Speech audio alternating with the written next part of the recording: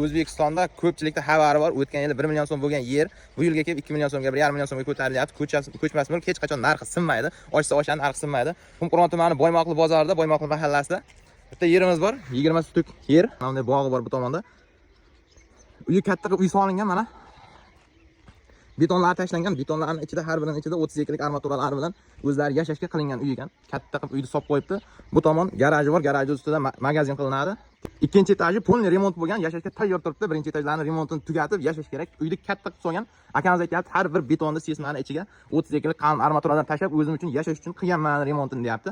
Planlari ham juda chiroyli bo'lgan. Mana bu yerga ham bitta xona bo'ladi, usti yopiladi, osti xona bo'ladi, ustida bahorda o'tiradigan cho'tki joy bo'ladi. Nasib bo'lsa, hozir yuqorilarni ham ko'rsatib o'tamiz. Ikkinchi etajlari mana to'liq remontdan chiqqan, patologlar qilib qo'yib, chiroyli qilib yashashga tayyor. Bu tomonda 3 ta xona, bu tomonda nechta xona?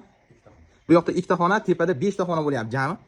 Ha, rakvinalar qo'yib qo'yibdi, suv kelib turibdi. Bemalol suvlar montaj bo'lgan. Yuqoriga baniga, oshxonalarga hamma tomonga suvlar montajlari bo'lgan. Bu tomon oshxona, tandir o'choqlari qilingan, faqatgina fasadni remont qilgan, ko'rib turibsizlar.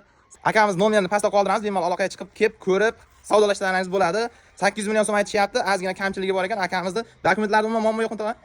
Dokumentlarda umuman muammo yo'q. Bugun kelib olsangiz, ertaga nomingizga o'tkazib beradi. Uyimizlarning internetini yana bir ko'rsatib o'tamiz. Bu tomon qora turbadan kelish.